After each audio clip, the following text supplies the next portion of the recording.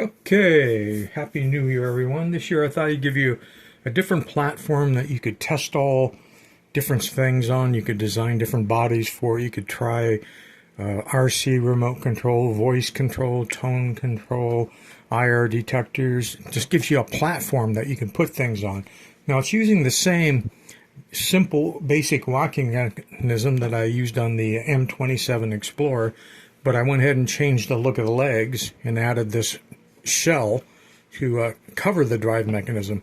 Now, of course, a whole body piece could fit up on top here.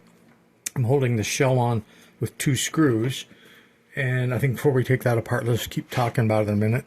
I've also added grippers in the front. It's just a rubber band that wraps around, and then these pieces push up and cinch the rubber band in place, and of course you can glue them. I put a little bit of glue on there to hold them in place. These same legs could be put on the earlier locking mechanisms that I have shown videos on, like I used in the M27, and this linkage here could be used if you wanted the straight one instead of the one that was at an angle. Basic operation on this one, I don't have it wired through a switch or anything because I'm going to be taking it apart for this video, but this is what we're talking about.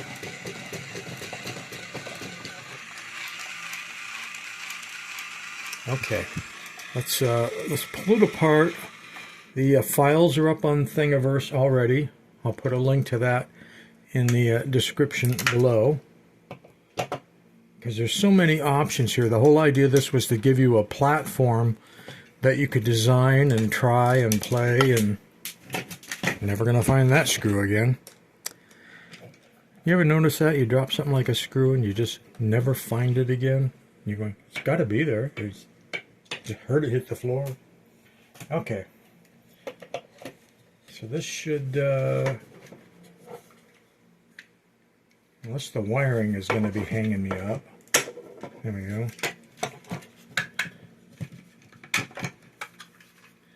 The wiring will hang me up here eventually, because I just took the, my case, I glued the battery box on, and I provided slots in this cover that fits there where the battery wires could drop down and you could route them up to the front, but you wouldn't have to. You could put the box on the other way and go this way, or you could not use a battery box at all.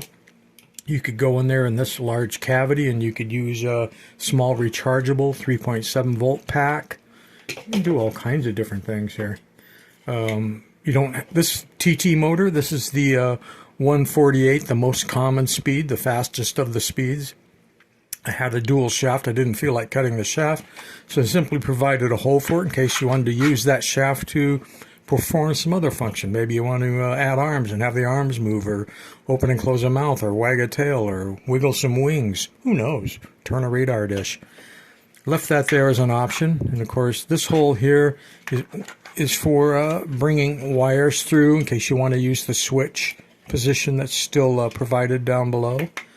And this hole is necessary because of your pivot screw for the front legs. Has to go somewhere. The legs are printed differently, but these will fit the earlier one, like I said. Now I print this main, what should we call this, leg axle, leg support, front and rear. They're different, but they print separately without any supports.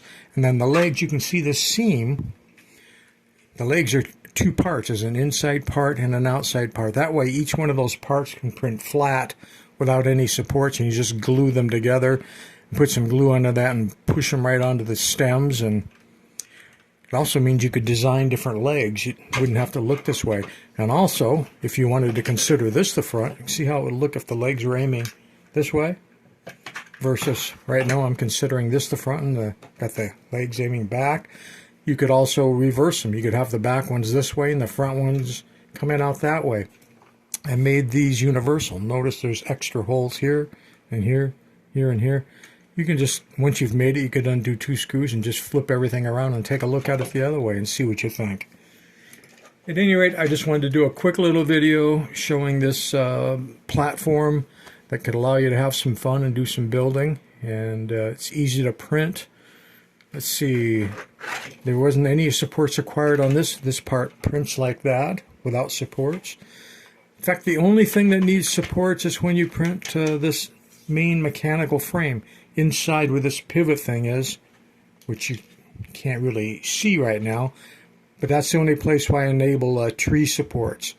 And that way when you're done, you can just grab them through the slot in the bottom and pop those tree supports out of there. But other than that, everything on here prints without supports.